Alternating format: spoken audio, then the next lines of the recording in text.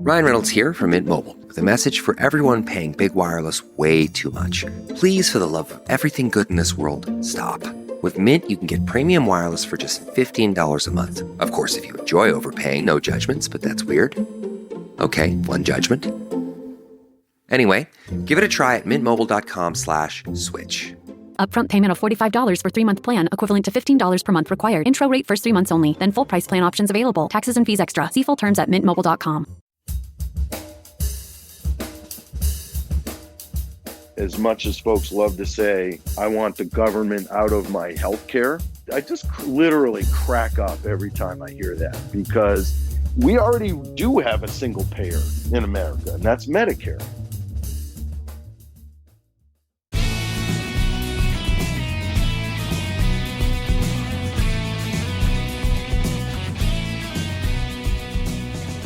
From Offscript Media, I am Matthew Zachary, and this is Out of Patience. On today's show, John Gorman, founder of the Gorman Health Group, member of the board of directors of Henry Ford Health System's Health Alliance Plan, and the chairman at Nightingale Partners, which, to paraphrase, makes things suck a whole lot less for underserved and economically disadvantaged communities by focusing on racial disparities in healthcare. And that's the gist of today's show. He's got 30 years of experience in public service. He's given so much to our country, and he's got a genuinely unique perch on which to sit atop. And his advocacy efforts have spawned almost a dozen entrepreneurial ventures in government health programs that actually help people. What a novel idea. Note of caution to our listeners. John has very strong opinions, and this episode does touch on some very pointed and timely political issues, maybe with a sprinkling of COVID thrown in there for shits and giggles. So buckle up, gird your loins, you have been warned, enjoy the show. John, thank you so much for coming on Out of Patience. It's a real honor to get to know you and to see your storied career as a public servant. And you must have a credible perspective on everything you've witnessed over the last 20 years, 30 years, 40 years. I wanted to start out with an intentional softball question, which may have an intentional hardball answer, if you would. Please. It's a great pleasure to be here. Thank you for having me. One of your quotes, I think it's on LinkedIn or your website, it's like, you have strong opinions, which is good, and you rely on evidence. What's that like, to rely on evidence? You mean these days when there's a war on science going on? Yeah. I rely on evidence as generally my blanket defense for Trumpists and everybody else that is, following the president's line right off the cliff like a bunch of lemmings that just don't want to believe in science, and that we can have evidence-based interventions for just about any sort of healthcare condition, especially COVID-19, and they're all choosing to ignore it. I think that's a fair answer. That's a little bit of political shade there in my profile. No, and well deserved. I mean, I've always worked in this. I'm not a scientist, of course, but I'm a very logical person, I'd like to believe. And you really want to be conservative and identify risk. And Fauci was really phenomenal. I forget which show he was just on, but he talked about how it's okay for science to acknowledge it makes mistakes because they don't have the evidence to back up the data. They make suppositions based on risk. That's a lot of syllables. That's a lot of intellect. But at the end of the day, that is a phenomenal way to just ensure that you're ideally doing things as best as possible. Absolutely. And it's not lost on me that just this morning, Trump's chief of communications, Dan Scavino, posted a disgusting cartoon on Facebook equating Dr. Fauci with a faucet of false information. Yeah, this is America. In a nutshell. Hashtag this is 2020. America in 2020. Yeah, exactly. So I want to get started with a couple of one-on-ones because, again, you have an incredible history in the background working for the government, and you were working for CMS before it was CMS, which is Medicaid Services, in the 90s. Can you give us a 101 just for the average listener that, this is syllables we hear in the ether. We don't know what it means until we need it. Healthcare is a supply-only economy. What is Medicare and what is Medicare Advantage? Sure. Well, Medicare is our program of health insurance for elderly and disabled Americans that started in 1965, when President Johnson signed the Medicare and Medicaid amendments to the Social Security Act. And the program enrolls over 70 million people today. It's generally known for its fee-for-service payment approach for the majority of people who are enrolled in it. But that's where Medicare Advantage comes in. Now, Medicare Advantage is the private option in Medicare, where the program contracts with private health insurance companies to administer the Medicare benefit on the agency's behalf. And in doing so, they are paid completely differently, obviously, than fee-for-service doctors or hospitals are in traditional Medicare. As a result, Medicare Advantage plans offer a wide range of benefits that are not available in traditional Medicare, and has historically done a much, much better job in both quality of care and member satisfaction than the traditional Medicare program has. And now we're on track for 40% of beneficiaries in the program within the next year or two. Okay, so basically Medicare is the basic plan, like the freemium plan, and Medicare Advantage is you buy into like the silver package and you get better benefits. Not quite, but close. You know, in traditional fee-for-service Medicare, you can go to basically any provider that you want, but you're going to pay, or you're going to be responsible for 20% of the costs of any encounter with a provider. And that's why you have what we call Medigap, or Medicare supplemental insurance, which is designed to plug the holes in traditional Medicare coverage and pay for a lot of that cost sharing that's expected in traditional Medicare's design. Medicare Advantage is a whole other thing, where it's administered, as I said, by private insurance companies, but it's much, much more heavily regulated than the traditional Medicare program is, in that they have very, very specific quality measures. There's a body of about 50 quality measures that the plans are held to. They're paid entirely differently, as I mentioned earlier, than you see doctors or hospitals paid in traditional Medicare. I suppose the one big difference that we should be aware of is that Medicare Advantage historically has enrolled a much higher proportion of lower income beneficiaries, and especially racial and ethnic minorities are drawn to the program, because in effect, in Medicare Advantage, you are trading access to providers in order to get cheaper coverage. So you're going to go into an HMO or a PPO, and you generally are incentivized to stay within network with these types of products to get maximum benefits and maximum coverage. If you go outside that network, then you can be 100% responsible for the costs of that visit or that encounter. So you get, in some respects, less access to care in Medicare Advantage, but in return, you get a big package of supplemental benefits like vision, hearing, dental, gym memberships, and things of that sort that many, many millions of beneficiaries really love the program for. I think I understand that now. Thank you very much for that Okay, kindergarten sure. explanation. You know, No, not at all. I mean, your focus is really on underserved communities and racial disparities in healthcare. Have you seen economically disadvantaged communities benefit from Medicare Advantage 101 versus those who may have to just be on regular Medicare? Well, I mean, absolutely. Now, having said all that, Medicare Advantage has had, for the last 5 years that we've been tracking it, a consistent problem in racial and ethnic disparities in care. This was the 5th consecutive year, as I mentioned, where we saw Black and Latino beneficiaries with lower quality ratings of care that they're receiving from the plans than they saw from white beneficiaries.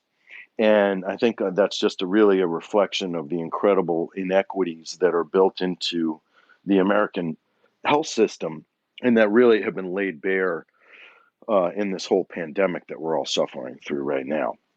This is really where you see the inequality and, in effect, the systemic racism that really defines our healthcare system when we see Latino and Black Americans dying at 3 to 4 times the rate of their population, of their representation in the population.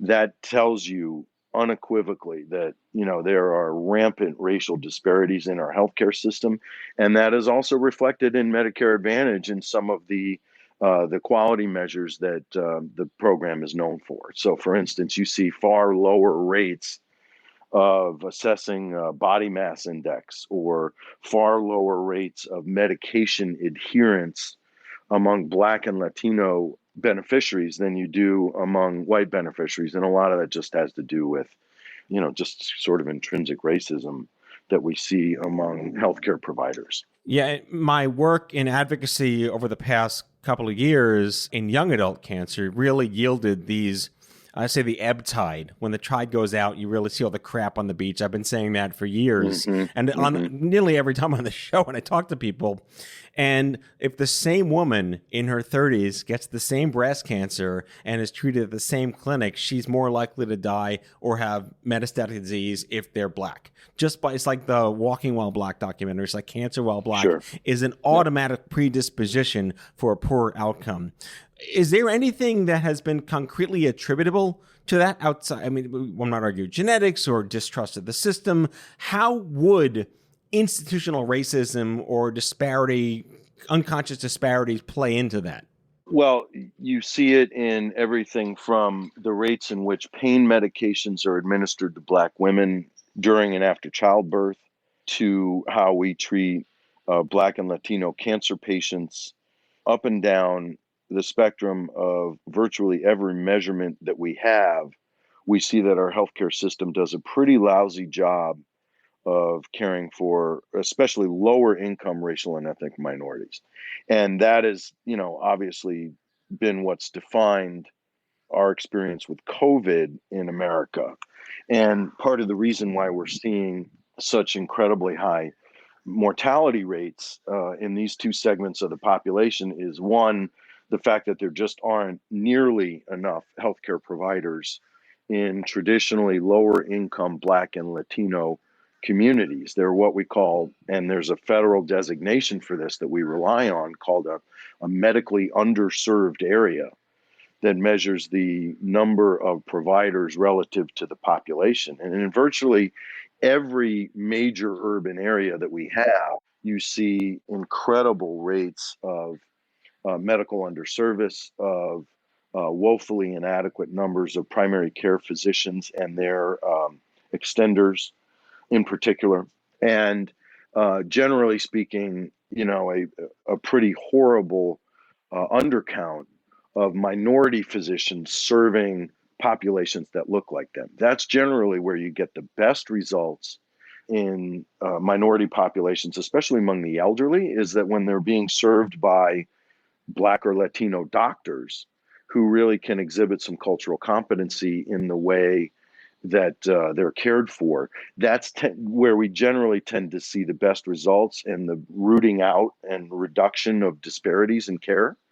But, we do very little in this country to incentivize doctors to practice and remain in medically underserved areas. We have this wonderful program in the country that almost nobody's ever heard of, called the National Health Service Corps, which is run out of our Federal Department of Health and Human Services, which basically says to doctors, if you practice in these medically underserved areas, like in a federally qualified health center or a primary care clinic, for instance, and you stay there for 4 to 5 years, we'll pay off all your med school debt.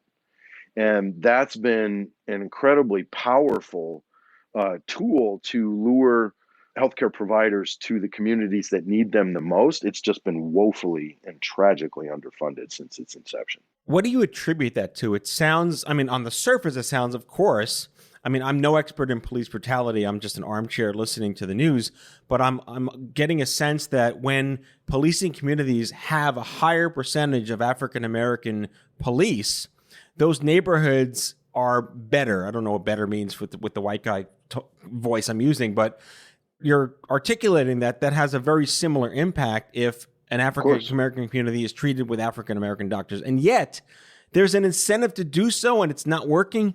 Well, it's working. It's just been so underfunded, and it's generally so small that it can't have the impact that it was originally envisioned to have.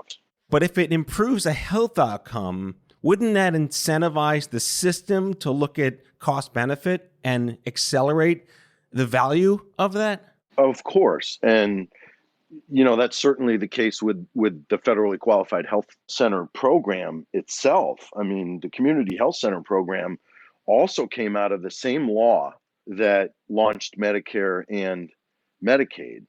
And today we have thousands of these federally funded primary care clinics, and it's still not even close to being enough to meeting the need. It really is a microcosm of our complete and utter failure to invest in and support our public health infrastructure more generally.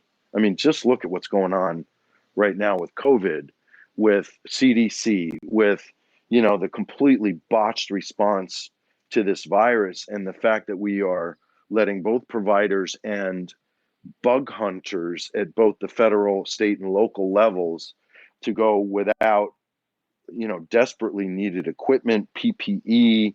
We haven't even really begun contact tracing in any real measure compared to other industrialized countries. I mean, this has just been a complete failure of the federal government in every respect. And it really has shown that our decades of undermining and cutting funding for public health generally has really contributed to the jam that we're in right now.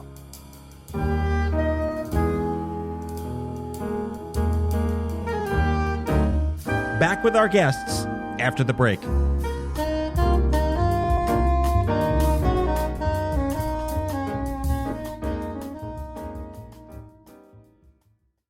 Craving your next action-packed adventure? Audible delivers thrills of every kind on your command, like Project Hail Mary by Andy Weir, where a lone astronaut must save humanity from extinction, narrated with stunning intensity by Ray Porter. From electrifying suspense and daring quest to spine-tingling horror and romance in far-off realms, unleash your adventurous side with gripping titles that'll keep you guessing. Discover exclusive Audible originals, hotly anticipated new releases, and must-listen bestsellers that hook you from the first minute. Because Audible knows there's no greater thrill than the one that speaks to you. Discover what lies beyond the edge of your seat. Start your free 30-day trial at audible.com/WonderyUS. That's audible.com/WonderyUS.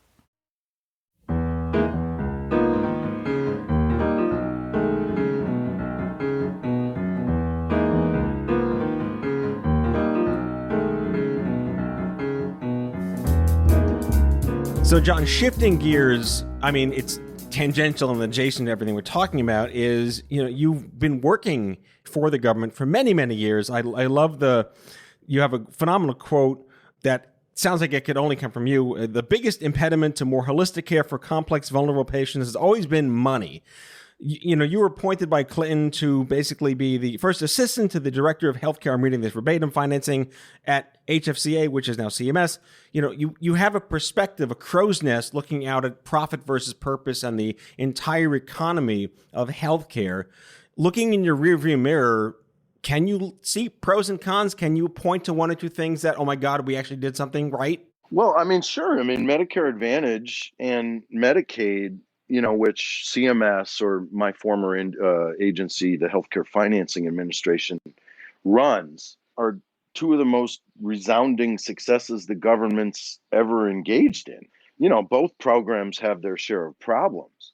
But when you consider the fact that between those two programs, you're talking the biggest insurer on the planet, that's a very big deal, and that they play a really fundamental role in our healthcare system, both in financing and delivery of healthcare. Now, Medicare Advantage has worked at times better than others. Generally speaking, the program works really, really well in terms of accomplishing its goals and objectives.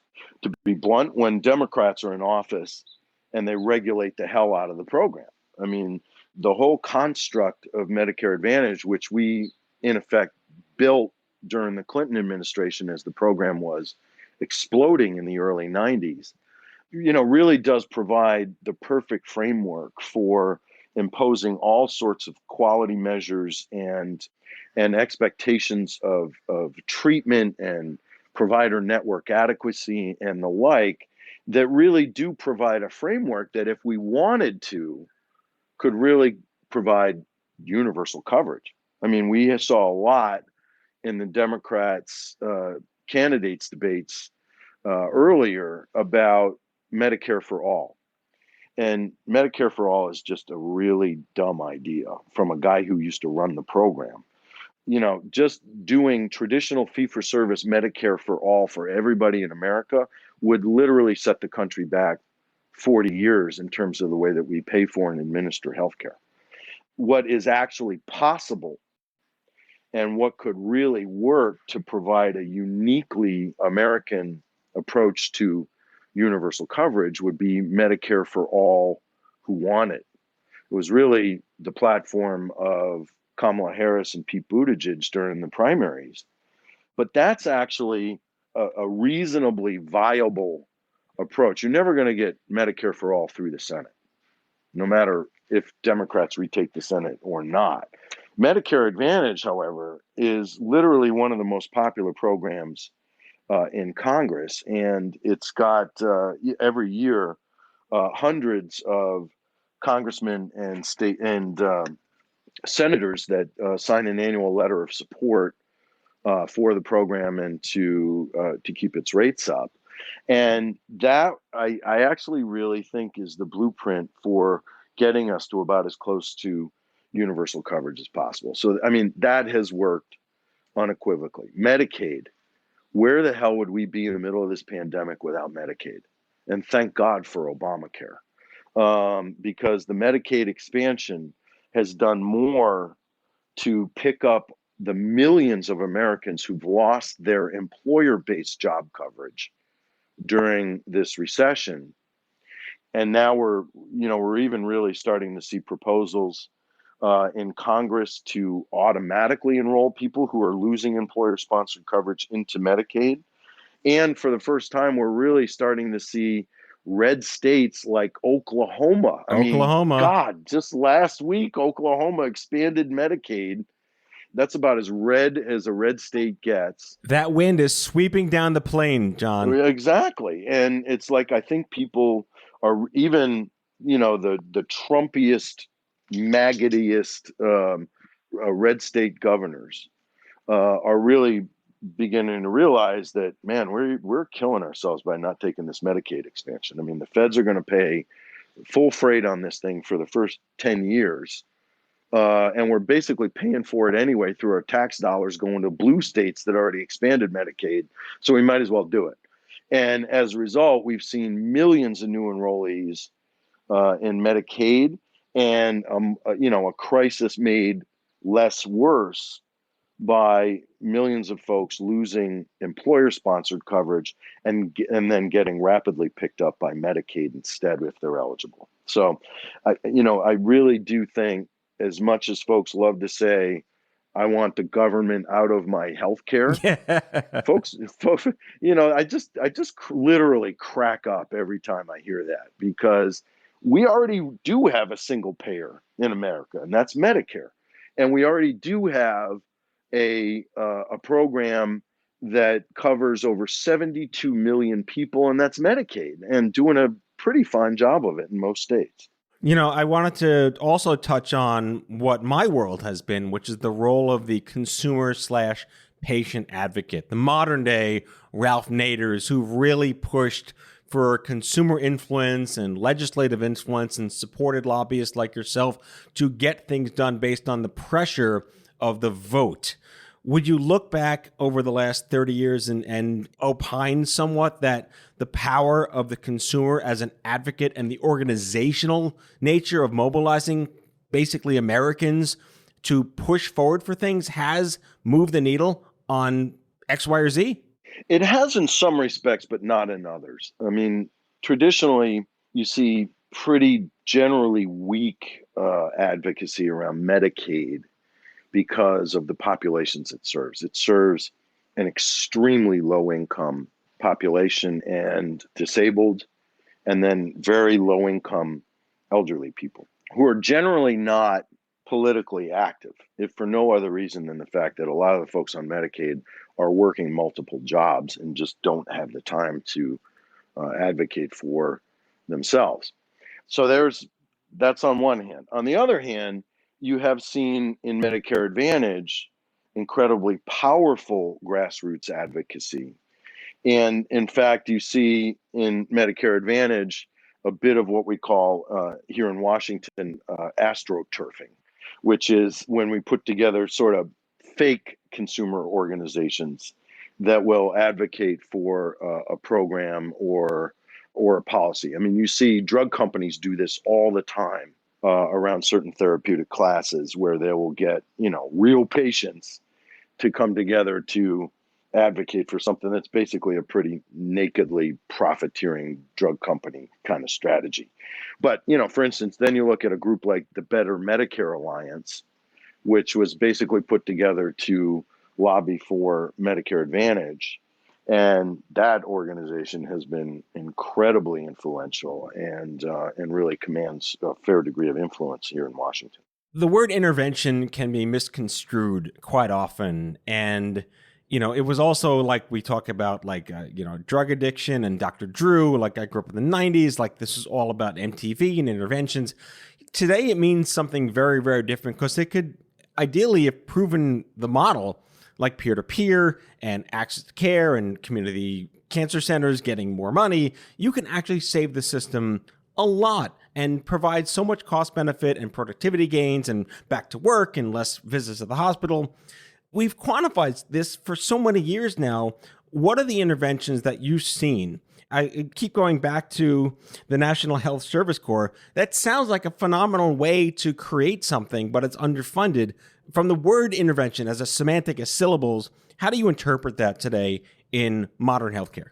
Well, an intervention can be virtually anything. In the world I live in now, an intervention is a program that you stand up to counter the effects of social determinants of health. And that's sort of my new passion and focus with, my retirement project in Nightingale Partners, which is our fund that invests in big social determinant of health interventions. I mean, the science is, and the research is very, very clear that by standing up programs to address social determinants of health, and let's just face it, social determinants of health are just four fancy words for poverty. Yeah. Okay. And all the research shows us that 60 to 80% of all healthcare expenditures in America can be attributed to social determinants of health. Where you live, what you eat, what you drink, what you breathe, who you live with, condition of the housing that you're in, how much education you got or didn't get, what your income level is. All of those things are social determinants. And the research further shows us that when you stand up a program and you try to intervene with these social determinants, that you can generate incredible savings to the healthcare system just by doing some basic human things. So let me give you the extreme example, my favorite example.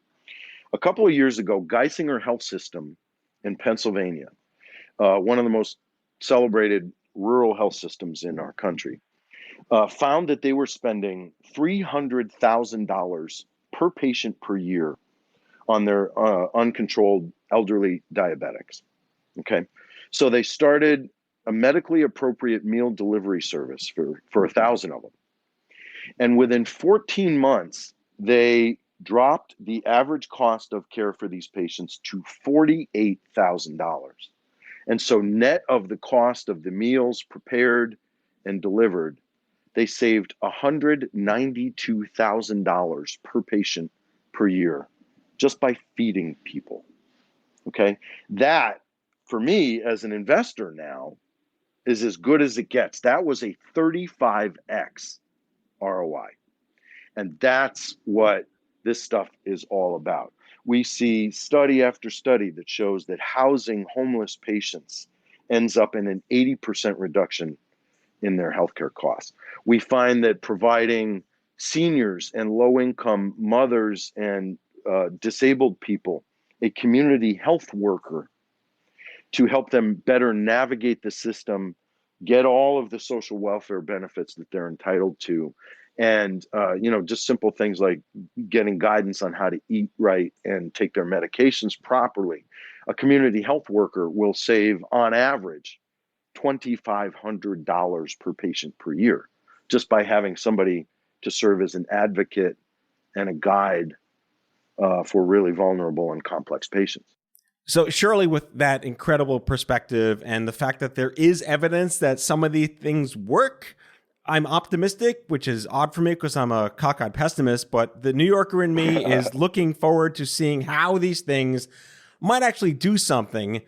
John Gorman, founder of the Gorman Health Group, member of the board of directors of Henry Ford Health System's Health Alliance Plan, chairman at Nightingale Partners, which invests in social determinants of health. John, you're a warrior, and I want to thank you for making things suck a whole lot less for the undeserved people who deserve better. My pleasure. Thank you so much for having me. It was great to be here.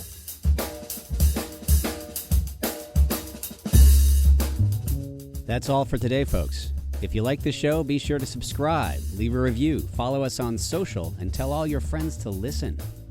Out of Patience with Matthew Zachary is a product of Offscript Media. Our executive producer is Matthew Zachary. Our senior producers are Jen Horangeff and Andrew McDowell. Darren Tunn is our production intern. It is recorded, mixed, and edited by Matthew Zachary. Our theme music is by the Mike Van Allen Quintet and by Mara. For advertising and media inquiries, email media@offscript.com. Hit us up at contact@offscript.com to share comments, feedback, and make guest recommendations. For more information, visit offscript.com.